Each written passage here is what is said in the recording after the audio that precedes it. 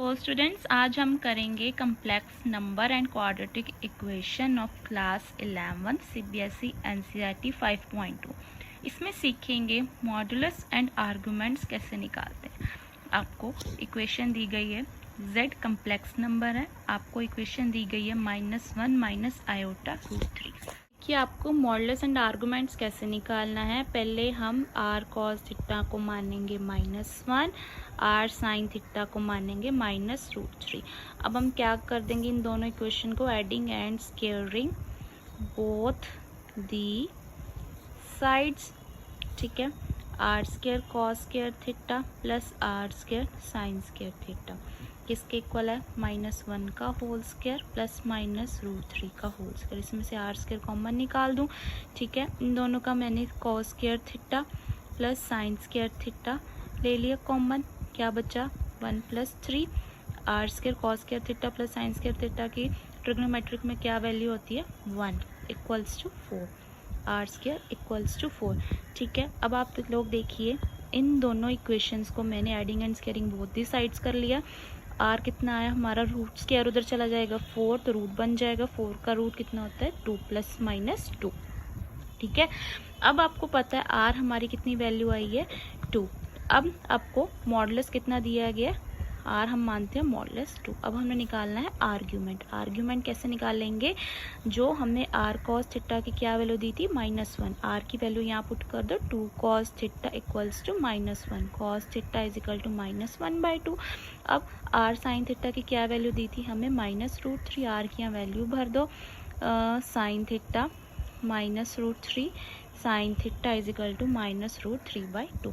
अब आप लोग देखिए, कॉज और साइन दोनों नेगेटिव है। आप जब टेबल बनाते हो ट्रिग्नोमेट्रिक रेशियोज का, आप देखते हो साइन कॉस थीटैन किस क्वाड्रेंट में नेगेटिव है। ये फर्स्ट क्वाड्रेंट, ये सेकंड क्वाड्रेंट, ये थर्ड क्वाड्रेंट, ये फोर्थ क्वाड्रेंट। इसका मेन तरीका बताओ याद रखने का, सारे science all school to college. All school to college मतलब ऑल, यहाँ पे सारे साइंस पॉजिटिव होंगे। ठीक है, यहाँ पे सिर्फ साइन और साइन का जो उसका ऑपोजिट है कोसिकेंट वो पॉजिटिव होगा।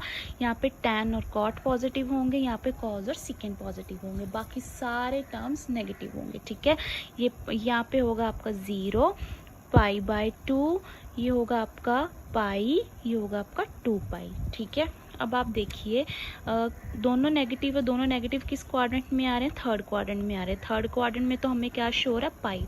तो पाई हमने तो 1/2 माइनस, तो 1 देखिए, cos थीटा 1/2, sin थीटा √3/2। कौन से डिग्री पे आ रहा है बताइए। आप टेबल करते हो ना ट्रिग्नोमेट्रिक रेशियोज का, आप टेबल देख के बताइए कि कौन से दोनों की वैल्यू सेम आ रही है हमारे पास। ये दोनों π/3 पे सेम वैल्यू शो कर रहे हैं। cos थीटा 1/2 की वैल्यू कहाँ होती है, π/3, और sin √3/2 की वैल्यू कहाँ होगी, π/3 पे। अब आप लोग देखिए आर्गुमेंट कैसे निकालना है। दोनों नेगेटिव है तो थर्ड क्वाड्रेंट में लाई करे, थर्ड क्वाड्रेंट में तो नेगेटिव है, तो कैसे करेंगे, कौन सा इसमें इसका लीडर है, पाई लीडर है, और माइनस क्या कर देना हमने, -π/3। इन दोनों का एलसीएम लोगे तो 3 - π/3 कितना आ गया, 2π/3। इस तरह से आप आर्गुमेंट्स निकालना देख लीजिए। अगर कुछ ना समझ आए तो लेट अस नो इन अवर कमेंट सेक्शन। ठीक है, आर्गुमेंट निकालना इजी है। नेक्स्ट आपको एक और सम कराती हूँ जिससे आपको और क्लियर हो जाएगा कि मॉडुलस और आर्गुमेंट कैसे निकालते हैं। अब देखिए, वही कम्प्लेक्स नंबर आपको गिवन है। सबसे पहले हम r cos थीटा किसको मानेंगे, -√3 को, और r sin थीटा हम किसको मानेंगे, 1 को, क्योंकि आयोटा के साथ कुछ नहीं अटैच है तो हम क्या मानेंगे, 1। अब इन दोनों इक्वेशंस को हम क्या कर देंगे, adding and squaring both the sides, adding and squaring both the sides. ठीक है, r square cos square theta plus r square sin square theta किसके इक्वल है, -√3 का स्क्वायर 1 का स्क्वायर। r स्क्वायर मैं कॉमन निकाल लूँगी, cos square theta plus sin square theta किसके इक्वल हुआ, 3 + 1, r स्क्वायर cos स्क्वायर से theta plus sin square theta trigonometric में क्या वैल्यू होती है, 1 = 4। r square = 4। अगर हम रूट ले जाएंगे, √4 की क्या वैल्यू होती है, 2। अब हमारा मॉडुलस कितना आया है, 2। उसके तरफ हम क्या निकालेंगे, आर्ग्यूमेंट।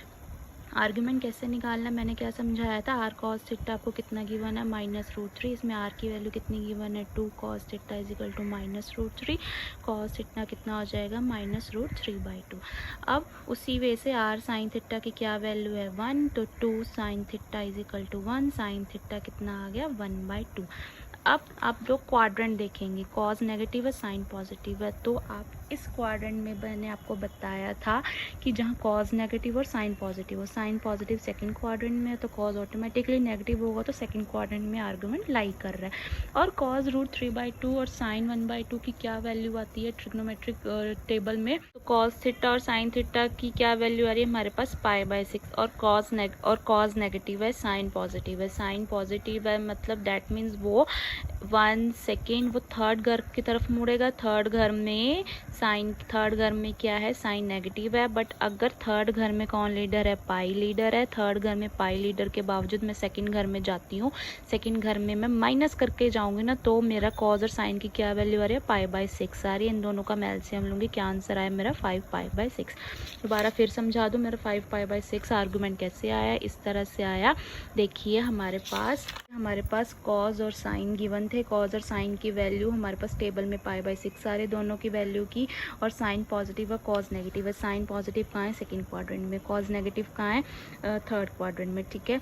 तो मैं क्या किया मैंने थर्ड क्वाड्रेंट से सेकंड क्वाड्रेंट की तरफ शिफ्ट होंगी, थर्ड क्वाड्रेंट में कौन लीडर है पाई लीडर है, सेकंड क्वाड्रेंट में मैं जाऊंगी तो माइनस करके ही जाऊंगी ना, उल्टा जाऊंगी, तो पाई माइनस π/6 जो हमारे पास आंसर आया था कॉज और साइन का, तो उसकी वजह से मेरा क्या आंसर आया 5π/6 इज अवर आर्ग्यूमेंट। इसी तरह से सारे आर्ग्यूमेंट्स और मॉडल्स एक जैसे निकालने हैं, सारे सम्स एक जैसे हैं।